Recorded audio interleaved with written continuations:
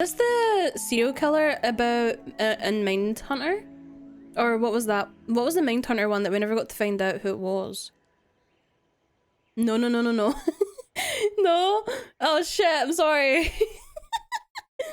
completely off. 1.3 mil! This guy is not a killer. Oh, is this just the... I guess he just did a crazy bank heist. This guy's based. I guess we'll find out if he ever gets caught. I've never seen this before, so I don't know anything about it. The search for DB Cooper.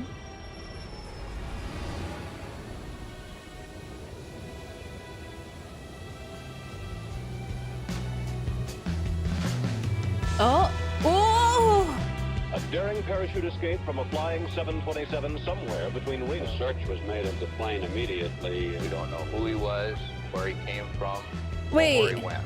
He was just on a random commercial flight and somehow jumped off? I expect that How? we'll keep looking until we find him or find out what happened. What?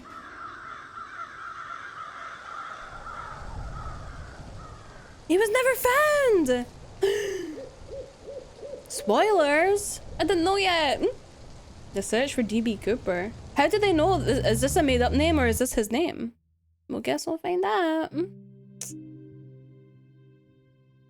The hijacking. In the afternoon of November the 24th, 1971, a middle-aged man carrying a briefcase walked into Portland International Airport and purchased a one-way ticket to Seattle, Washington.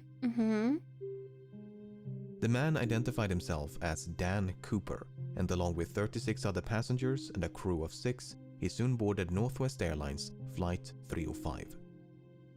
Once aboard, Cooper made himself comfortable in the middle of the last row of seats on the right side of the cabin. He ordered a drink and had a smoke, because this was the 70s. Once the flight was cleared for departure, Cooper turned around and handed an envelope to flight attendant Florence Schaffner. Yeah, just give your name? Was a note crazy. featuring a handwritten message stating he had a bomb. Schaffner reluctantly sat down beside him and glimpsed what appeared to be 8 sticks of dynamite inside his briefcase. Cooper's demands were quite simple. He wanted $200,000 in cash and 4 parachutes. He also demanded a fuel truck to stand ready to refuel the aircraft once they landed in Seattle. Should they fail to comply with his demands, he threatened to, quote, do the job. Once the flight was airborne, Schaffner went to inform the cockpit crew, while another flight attendant by the name of Tina Mucklow remained by Cooper's side. By using a telephone in the rear of the cabin, Mucklow acted as an intermediary between Cooper and the rest of the flight crew for the remainder of the hijacking. For the next hour and a half, Flight 305 maintained a holding pattern near Seattle, while local and federal authorities scrambled to procure the ransom as well as the 4 parachutes. 10,000 $20 bills were collected from a local bank, while the owner of a nearby skydiving school supplied the chutes. At 5:45 p.m., more than 2 hours past its scheduled arrival, Flight 305 finally touched down in Seattle. I get it's just kind of sad for all the people on board. You'd be so fucking scared. Big Rat, thanks so much. By this point, it was well after sunset, and the aircraft was brought to a remote section of the tarmac. Once the flight came to a stop, both the ransom and the parachutes were handed over to Mucklow, who then brought them back aboard. In exchange, Cooper permitted 2 of the flight attendants as well as all the passengers to disembark, many of whom had not yet realized the flight had been hijacked. They didn't know. Okay. With the ransom paid and only 4 crew members remaining on board, Cooper told Mucklow to inform the captain that he wanted to fly to Mexico City. They were to fly with the landing gear down, the flaps at 15 degrees and below 10,000 feet. The lights in the cabin were to be switched off, and the aft stairway, which opens from the underbelly of the fuselage, was to remain extended. So he can just request for all of that to be done? 2 of Cooper's demands could not be satisfied. First of all, the flight configuration he'd requested would not allow for a non-stop flight to Mexico City. As such, Cooper proposed a refueling stop in Phoenix, Yuma, or Sacramento before they all agreed on Reno, Nevada. Second of all, it was not possible to depart with the ventral staircase extended. Cooper agreed to retract the stairs on the condition that Mucklow remained by his side and taught him how to extend them once the plane was airborne. Parked for nearly 2 hours due to complications with refueling, Flight 305 was back in the air by 7:36 p.m. Less than 5 minutes after takeoff, Cooper told Mucklow to head for the cockpit and that from this point onwards, he was not to be disturbed. The last time she saw Cooper, he was standing in the middle of the aisle as if though he was preparing to jump. Mucklow joined the rest of the crew, locked the cockpit door behind her, and some 3 hours later, Flight 305 safely But he landed wasn't in there. Dubai. Once the flight came to a stop, the crew carefully ventured into the rear of the cabin, but there was no sign of Cooper nor the bomb. Yep, The he aft wasn't stairway there. had been extended mid-flight and was slightly damaged upon landing. It seemed there was only one explanation for the hijacker's absence. At some point between Seattle and Reno, Cooper had strapped on a parachute, walked down the stairs. So they actually listened to how high, like, how would he know they were at the correct elevation? He requested it, but how would he leaped into know? the dark of night. Just look outside?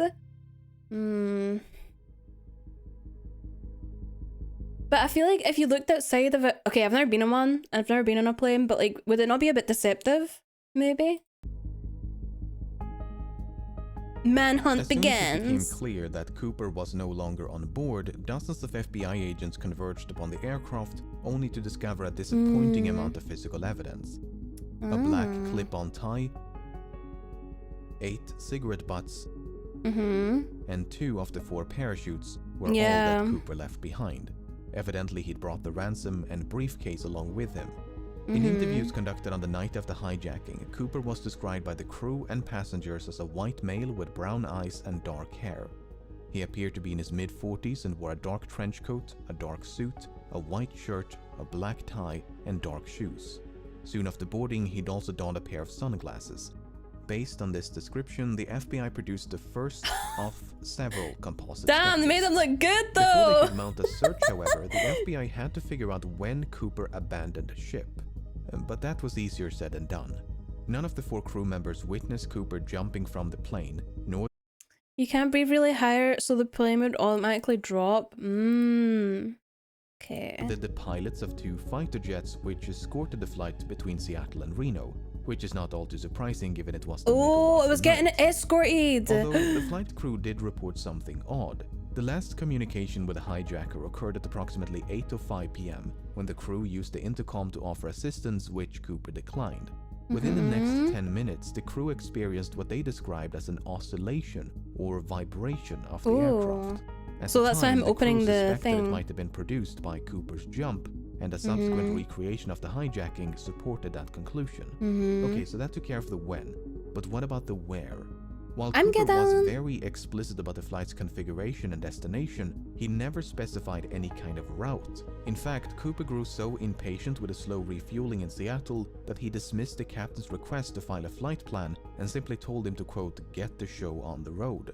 As such, the captain chose to fly along an airway known as Victor 23 without any input from Cooper. By using Victor 23 as a guide, authorities estimated the most probable location of the flight at the approximated time of the jump was about 40 kilometers north of Portland. And so, at the break of dawn, the FBI mounted an impressive search operation using helicopters, airplanes, and ground troops. The problem was, even if the estimated bailout point was accurate, Cooper's eventual landing or drop zone was far more difficult to pinpoint. The loosely defined search area covered a vast stretch of mountainous wilderness. Shit, did they even occluded by a dense survive? forest, And so it's in it the middle was of the fully night? time So like, how the fuck would he even see what the hell is, like... Man, he would have either landed in like a bunch of trees in pitch darkness, like how the fuck? a needle in a haystack. Apart from the difficult terrain, the search was further complicated by low temperatures and inclement weather, which persisted for I days. wonder if he had someone on the Despite their ground to best help. efforts, authorities never managed to find a single trace of Cooper, nor the items he'd brought along with him. Cause like, how the fuck can you do that in the middle of the night and you don't even know exactly where you're dropping? What the fuck? Chapter 3. Follow the money. Probably Having just made walked little to no off. progress by early December, the FBI turned their attention to the $200,000 ransom.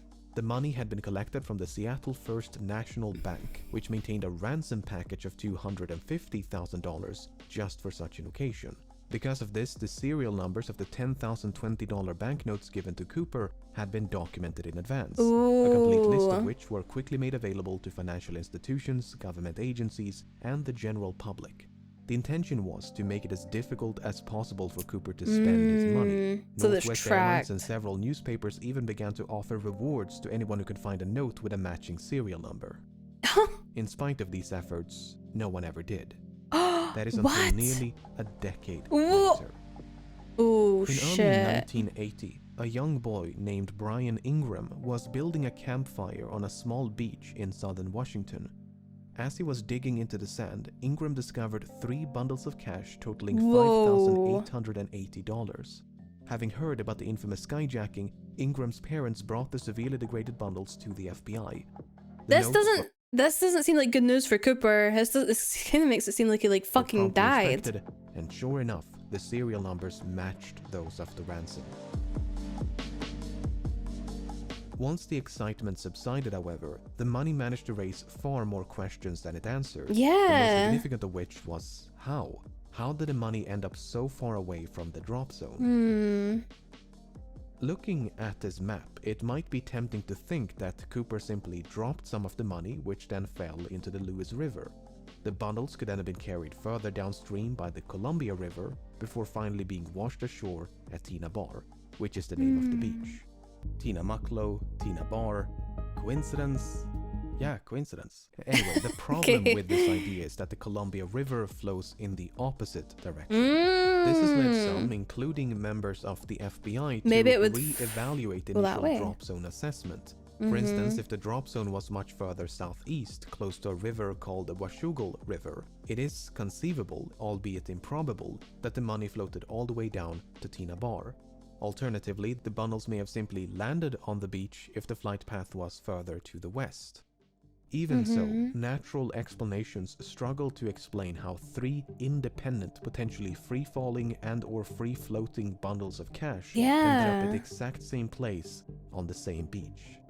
To complicate matters, sediment from the riverbed was excavated and dumped onto Tina Bar as part of a dredging operation in 1974. And according to one analysis, the money was discovered above this layer of sediment. If true, that would mean the money came to rest at Tina Bar sometime after 1974. But a re-examination of that analysis found that what was believed to be a layer of deposited sediment might actually have been a perfectly natural layer of clay. Not only that, but the sediment was clearly dumped some distance away from where the money was discovered.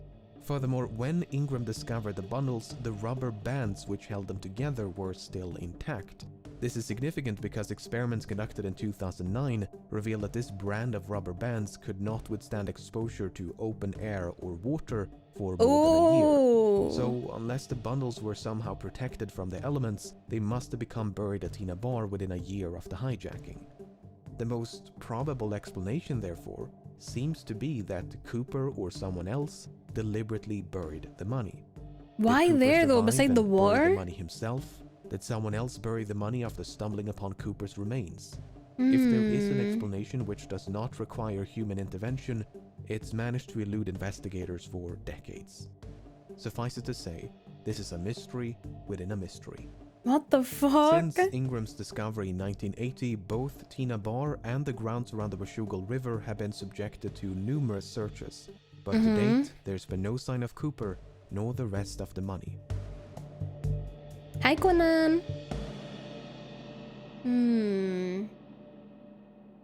3 bundles though? Would you not maybe just put 1 bundle down? A leap of faith. From the very beginning, it was assumed by many that Cooper did not survive his daring escape. It would not make for a very thrilling conclusion to this story, but that's the thing about stories. They're usually far more exciting than reality. While there It is was just 6k? I mean, I no hard guess. evidence for nor against Cooper's survival, the assumption that he fell to his death is not without merit. When Cooper leaped into the darkness, Flight 305 was plowing through a frigid rainstorm at roughly 170 knots, 10,000 feet above southern Washington. Also, surely, even if they didn't find his body, surely they would have found the fucking parachutes and stuff? The wind was so violent that it ripped out a placard from the aft stairway, which was later recovered in 1978 almost directly below the estimated flight path. To say that Cooper that doesn't seem was good. not dressed for the occasion would be an understatement. Oh. The ground beneath him, meanwhile, was obscured by multiple layers of clouds, which likely means that Cooper jumped without knowing his precise location. Even if he could see the ground and had a specific drop zone in mind, the parachute he selected was non-steerable, meaning he would not have been able to steer his descent towards a specific landing spot, thus precluding any potential coordination with an accomplice stationed on the ground. While Cooper expressed some familiarity with parachutes, his actual competence level is up for debate. It's widely believed that Cooper demanded 2 pairs of parachutes, 2 primary and 2 reserve, to make the authorities believe that he intended to take a 2 back parachutes and 2 front parachutes, primary reserve. hostage. That is precisely what happened, as the FBI contemplated but eventually decided against sabotaging the chutes, as they did not want to risk the life of an innocent civilian. They were gonna sabotage them! But in their haste to obtain them, they unintentionally provided Cooper with a non-functional dummy chute intended for training purposes. This mishap seems to have gone unnoticed by Cooper because that dummy chute was one of the 2 missing from the plane. What? Wait, wait, what? They gave them a dummy? But in their haste to obtain them, they unintentionally provided Cooper with a non-functional dummy chute intended for training purposes. This mishap seems to have gone unnoticed by Cooper because that dummy chute was one of the 2 missing from the plane. So he would have had one that wouldn't have worked as well. The odds are not looking good for this guy. Not only that, but Cooper chose the older and technically inferior parachute out of the 2 primary chutes provided. So in both cases, it seems like Cooper made the worst possible choice.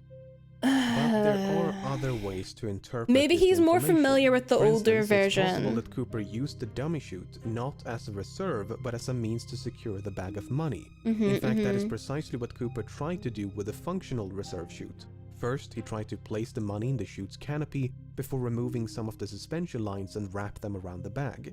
Perhaps he used the dummy chute for a similar purpose. And Cooper's decision to use the older primary chute is not necessarily an indication of inexperience. It could also be a sign of familiarity, because the chute he left behind was a civilian luxury chute, while the one he used was a military chute. The argument is that Cooper might have been trained as, say, a paratrooper, and chose the older military chute because that's the one with which he was most familiar.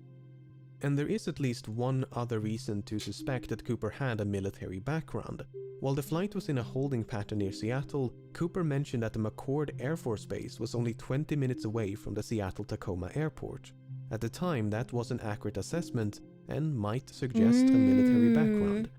Apart from the potential military connections, Cooper may even have had links to the Central Intelligence Agency.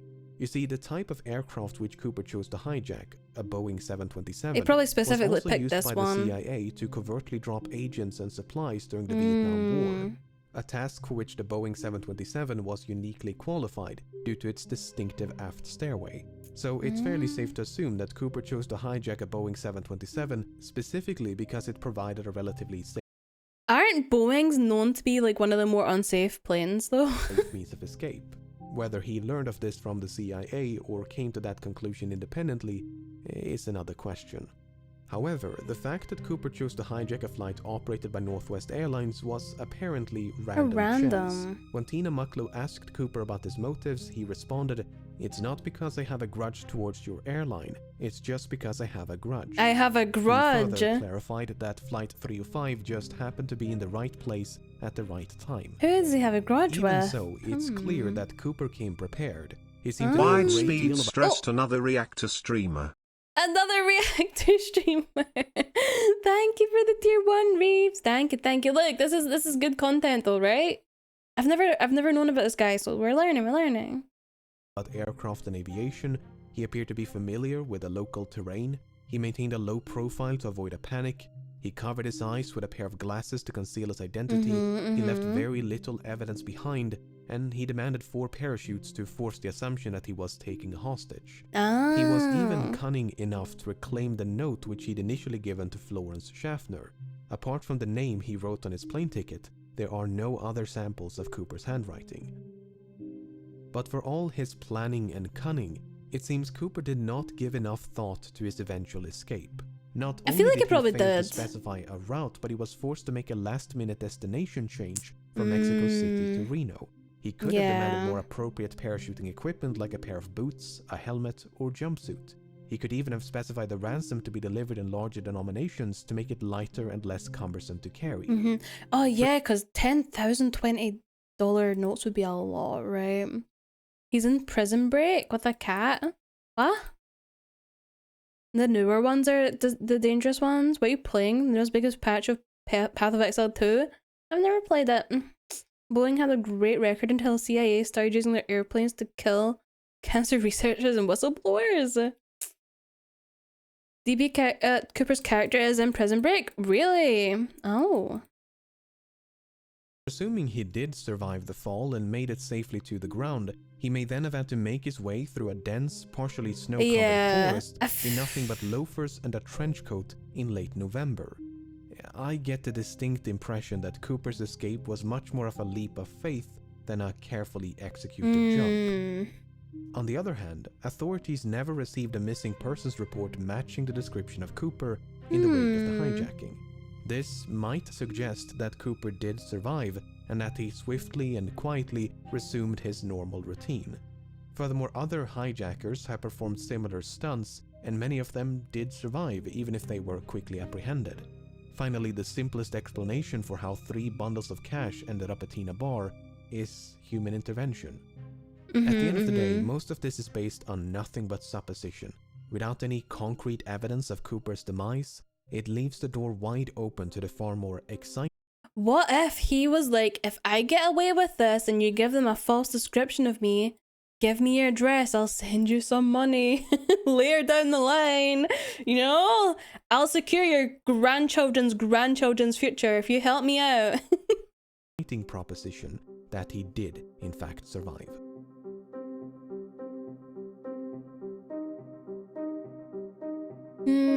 I think the chance he survived doesn't look good, but I have a feeling he probably did. By the time the press got wind of the hijacking, the FBI had already begun to investigate a few potential suspects. Among them was a man in Portland with initials DB and surname Cooper. This Cooper was quickly eliminated as a suspect, but due to a mix-up by the press, the name Dan Cooper was confused for DB Cooper, and the rest is history. So he just stuck with that name? While Dan Cooper is most likely a pseudonym, there is a comic book series of the same name. The comic is written in French and centers around a Canadian pilot named Dan Cooper. While the comic was not translated into English nor sold in the United States before 1971, it was available in Canada, which has a large French-speaking population. Given that American and Canadian accents can be difficult to distinguish, it's possible that Cooper, who was described as having no discernible accent, was a bilingual Canadian. This might even be supported by something that Cooper might have said.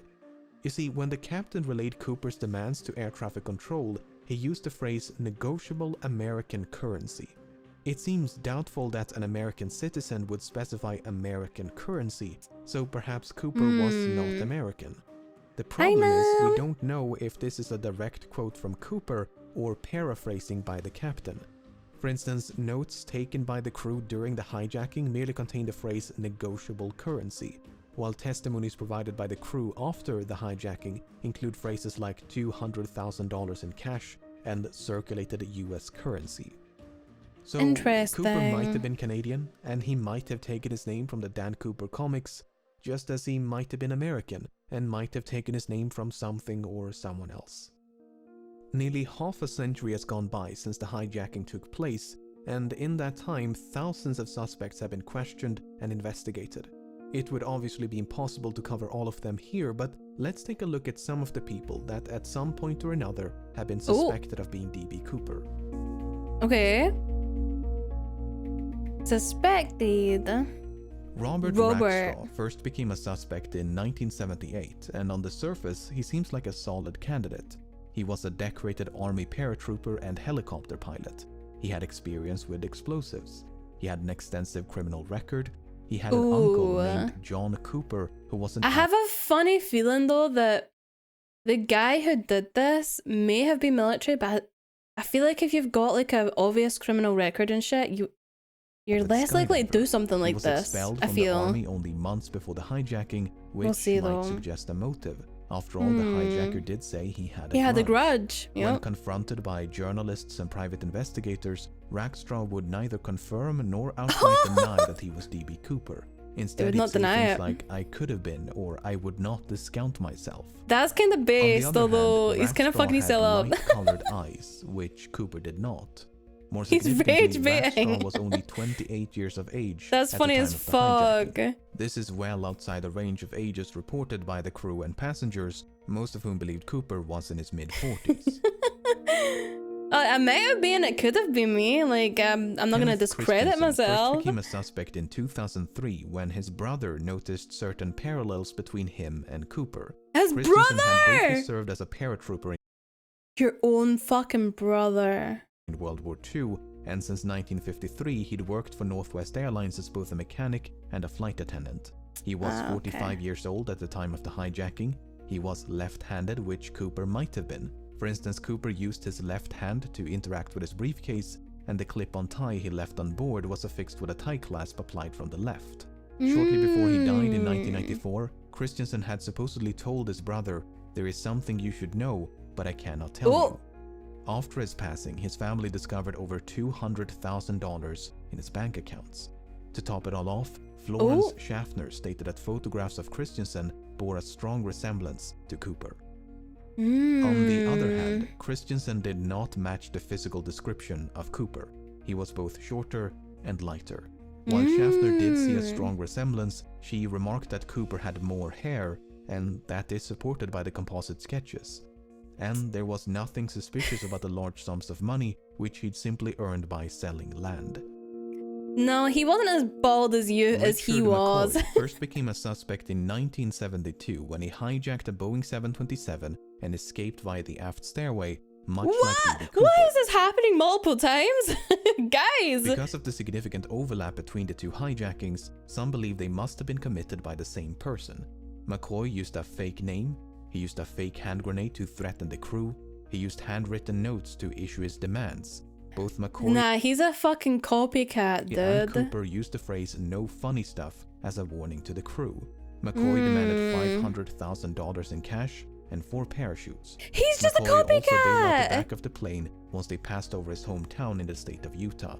Apart from this similar modus operandi, McCoy had also served in the Vietnam War as a demolitions expert and a helicopter pilot. I just think if they treated the military better once they got back from service, this shit wouldn't fucking happen. If they just treated them better. McCoy did actually survive the fall and managed to evade authorities for 2 full days before he was apprehended and sentenced to 45 years in prison. Before his death in 1974, McCoy refused to confirm or deny that he was D.B. Cooper. What is with everyone saying, well, maybe? On the other hand, McCoy was an avid recreational skydiver and even came prepared with a skydiving helmet. That's funny and as jumpsuit. fuck. He gave very specific instructions about the flight path. In addition to the fake hand grenade, McCoy also used an unloaded handgun to threaten the crew. He failed to retrieve one of the notes he'd given to a flight attendant. He was only 29 years of age at the time of the hijacking. And I don't think 3 flight it was attendants this guy. were quite certain that McCoy was not Cooper. Yeah. While there are meaningful parallels between these two cases, McCoy might simply have been a copycat who'd read about D.B. Cooper. I think he in was the a news. copycat for sure, because he saw it possibly worked for that guy, and then he wanted money too. Dwayne Weber If you have the experience, you're like, I could do that. first became a suspect in 1995 when, shortly before his death, he supposedly told his wife, "I've got a secret to tell you. I Oh am my Dan god. Cooper." What is it with men before they're fucking about to die? Following his deathbed confession, Weber's widow recalled a number of fascinating details. She claims to have found a bank bag resembling the one used in the hijacking. She claims Weber had sustained a knee injury after jumping out of a plane. Weber supposedly had a nightmare about leaving his fingerprints on the aft stairs. And a year before the money was discovered at Tina Bar, Weber had allegedly paid a quick visit to the same location. In addition, Weber was a World War II veteran. He had an extensive criminal record. He matched the physical description, and he was 47 years old in 1971. But like, what the fuck are the chances that people do this kind of shit IRL? Well, the thing is, I think the chances are actually kind of high considering the copycats. You'd be surprised how many copycat people there is out there. On the other hand, Weber's fingerprints did not match any of the prints collected from Flight 305. Although, to He actually left prints behind. Whoa. be fair, there's no way to know if any of those prints actually belong to Cooper. Furthermore, Weber's DNA did not match a DNA sample collected from the tie clasp. But once again, there's no way to know if the DNA on the tie clasp actually came from the hijacker and not someone Yeah, else. shit.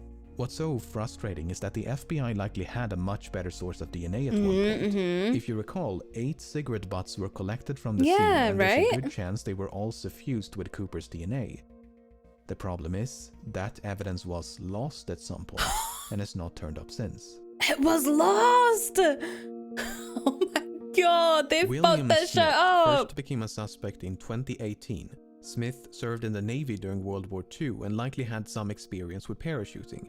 He was 43 years old at the time of the hijacking. Okay. He had dark brown eyes. He matched the physical description. He honestly, shared a yeah, he certain does. likeness with the composite sketches, especially this speculative sketch of an older D.B. Cooper. A student named Ira Daniel Cooper, who was killed in World War II, attended the same high school as Smith. Smith worked as a yardmaster for a railroad company for most of his life, but in 1970 the company filed for bankruptcy. As a consequence, Smith lost his pension, which might suggest a motive. He could, for instance, have developed a grudge towards the airline industry for their role in bringing about the downfall of the rail transportation industry. It's further speculated that Smith could have used his knowledge of railroad networks to hop on a train and escape undetected. On the other hand, Smith spent his entire life in the northeastern United States. Given that the hijacking occurred on the other side of the country and was committed by someone who at least appeared to be familiar with the local terrain, Smith is not the most ideal candidate. I think none of these guys are the actual one. However, the fact that Smith worked as a yardmaster is interesting. You see, the tie that Cooper left behind was recently examined using an electron microscope, which uncovered various metallic particles. Some of these particles, especially pure titanium, were quite rare in 1971. This might suggest that Cooper worked as a manager at some sort of chemical or metallurgical facility, or possibly a rail yard. Oh, interesting. If nothing else, I hope this limited selection of suspects illustrates just how difficult it is to be certain when you have so little evidence to work with.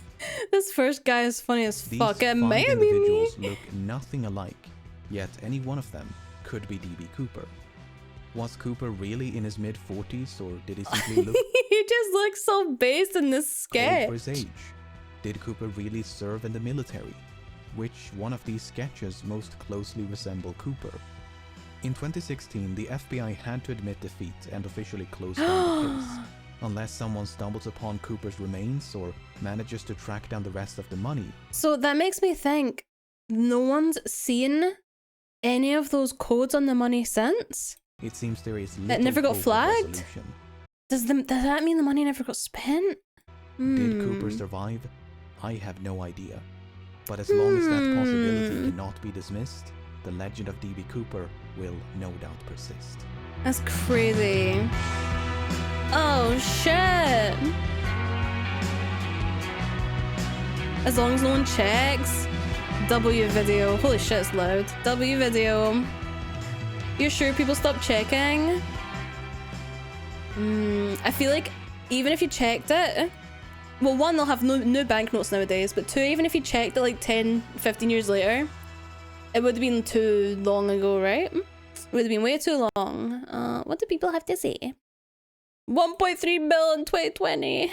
6 years. Oh, 2020 was 6 years ago.